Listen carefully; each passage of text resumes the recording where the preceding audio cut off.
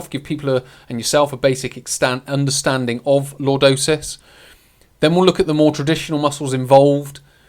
Then we'll look at the forgotten muscle, the glute medius, and then we're going to look at what you can start to do to be able to help with your lordosis.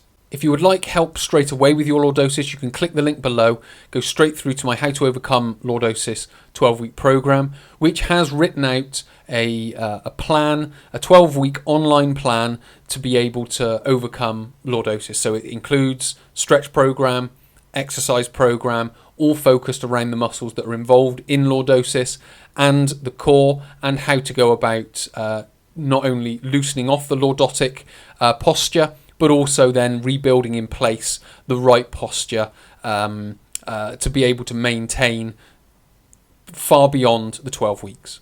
As you may or may not know, lordosis is the exaggerated curve of the lumbar spine. So here is the lumbar spine, or the lumbar curve. Now that is a lordotic curve, as it's said here. So any inward curve of the spine, it's the same here. That's a lordotic curve as well. But when it becomes exaggerated, it's what people would describe as lordosis or hyperlordosis or lumbar lordosis or something like that. Now, the muscles that are involved are the hip flexors. So you've got psoas, iliacus, rectus femoris, and tensor fasciolate, which we'll look at a little bit more detail on the next slide. The hip flexor muscles are, as we've mentioned, psoas here, which joins onto all the lumbar vertebra, which is the main culprit within lordosis because it directly attaches to the spine. If it becomes too tight, it will then create that exaggerated curve. You've also got iliacus, which comes from the inside of the pelvis, comes down through and then essentially joins onto the same place as the psoas. Rectus femoris, which you can't see on this screen, but essentially it's on the front of the pelvis, comes right down the front of the thigh and then joins on sort of through the patella onto the front part of the shin bone. Then you've got TFL, which is on the outside here, again joins into the IT band and again goes all the way down to the knee. And then finally, which is a little bit further and sort of more indirectly involved, you've got the adductors, which can help with the internal rotation of the knee, which are all these muscles down the inside of the leg. So these are the main traditional muscles that will create the exaggerated curve in the lumbar spine, but also all of these muscles will anteriorly tilt the pelvis. So iliacus, rectus femoris, TFL, they will all anteriorly tilt the pelvis, and then you've got adductors, which are now starting to move into internal rotation of the leg, and all these three parts are all part of lordosis. So what we're now going to do is look at how the glute medius is involved and what you can do to be able to overcome the not only the problem that comes with glute medius, but also how it's involved with all these muscles as well. Now we're looking at the side of the hip. In the last slide, we were looking at the front of the hip. So I'm just going to sort of superimpose those muscles back on so you get a better idea of what we're talking about. So psoas would be all of these lumbar vertebrae. So obviously it's a little bit higher here, but basically it comes down, passes through, and then joins on down through here. Iliacus is basically on the other side of the pelvis. So it's on this. The glute medius is on the outside. Iliacus is on the inside. Again, it sort of comes down, joins in here. Rectus femoris comes down off the pelvis into here, and then you've got TFL, which is coming down off here. So all these muscles are in a sense pulling the anterior part of the pelvis down and exaggerating. The psoas is exaggerating the curve of the lumbar spine, and again sort of pulling that forward, which is encouraging the pelvis to be tilted forward. How the glute medius is involved, and again this gets missed.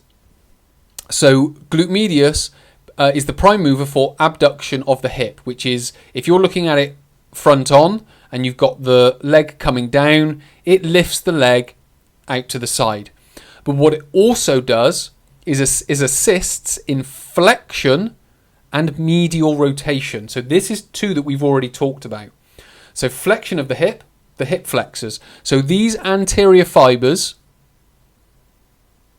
here, they assist in hip flexion and medial rotation. So obviously the hip flexors flex the hip. So glute medius is involved. Also, it medially or internally rotates the hip, which is what the adductors are doing. So it's very important that not only do we treat adductors, rectus femoris, tensor fasciae lata, psoas, iliacus, we have to include glute medius in the equation because it's contributing to that as well. And just to finish off this slide, so the posterior parts, so these posterior sort of back parts of glute medius, they are essentially doing the opposite, which is external rotation and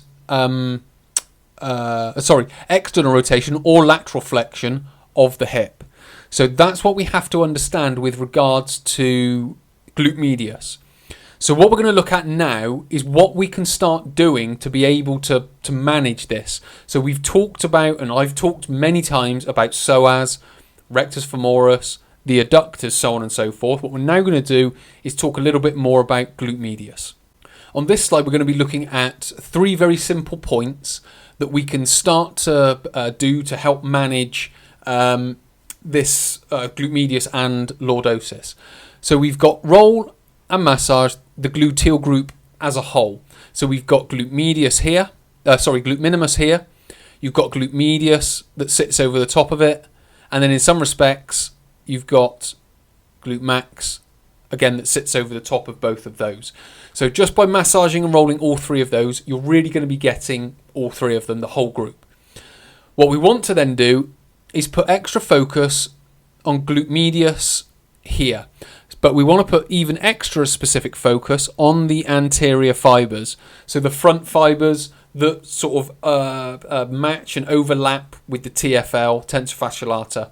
And then finally, as we've talked about, we're stretching the hip flexor, so we want to stretch the psoas, which I've got videos on, and the iliacus again, which I've got videos on, stretch rectus femoris, which I've got videos on, and stretch the adductors again, which I've got videos on. So I've got videos basically on every aspect of being able to manage lordosis. So you've got the adductors to stretch, you've got rectus femoris to stretch, psoas and iliacus to stretch. You've also got rolling on those muscles, and you've got rolling on the gluteus medius or glute medius, which you can start doing. Then it's just managing and using exercise and using everyday activity to reposition the pelvis so you can start overcoming that posture. As I mentioned at the start, you've got the 12-week program, which you can, again, just click the link below. It covers all of these muscles. It does the stretching. It does the exercise. It talks about the everyday movement to be able to manage and overcome lordosis. So hopefully this has been helpful. Hopefully it gives you a better idea of what you can start doing. So many thanks for watching. My name is Chris from Chris for Whole Training. I'll speak to you in the next tutorial.